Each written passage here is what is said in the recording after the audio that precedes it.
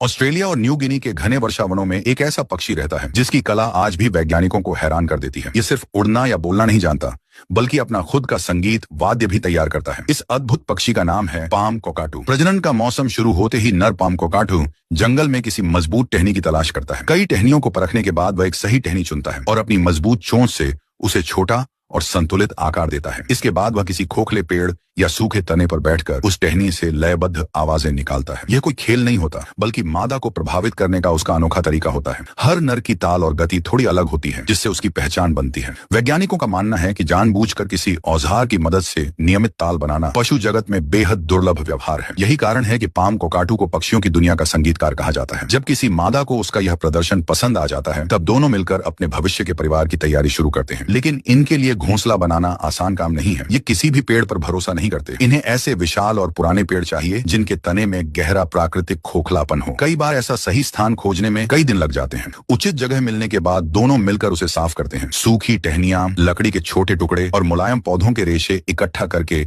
वे एक सुरक्षित बिस्तर तैयार करते हैं ताकि आने वाला बच्चा आराम से रह सके। फिर आता है सबसे महत्वपूर्ण पल। मादा पाम कोकाटू 2 साल में केवल एक अंडा देती है। यही एक अंडा उनके पूरे परिवार की उम्मीद होता है। अगले लगभग 33 दिनों तक नर और मादा बारी बारी से अंडे को सेते हैं। इस दौरान वे घोंसले को कभी अकेला नहीं छोड़ते। बारिश हो, तेज धूप हो या कोई शिकारी आसपास दिखाई दे, दोनों पूरी सतर्कता से उसकी रक्षा करते हैं। आखिरकार एक दिन अंडे के भीतर हलचल शुरू होती है। धीरे धीरे खोल टूटता है और बाहर आता है एक बेहद छोटा, गुलाबी और बिना पंखों वाला चूजा। वह इतना नाजुक होता है कि पूरी तरह अपने माता पिता पर निर्भर रहता है। शुरुआती समय में उसका शरीर भोजन पचाने के लिए तैयार नहीं होता। कुछ समय बाद माता पिता उसे नरम और आसानी से पचने वाला भोजन खिलाना शुरू करते हैं। अब दोनों की जिम्मेदारियां बढ़ जाती हैं। माँ अधिकतर समय बच्चे के साथ रहती है। बारिश आने पर वह अपने विशाल पंख फैलाकर उसे पूरी तरह ढक लेती है, जबकि पिता जंगल में दूर दूर तक जाकर कठोर बीज, फल और मेवे खोज कर लाता है। दिन बीतते जाते हैं।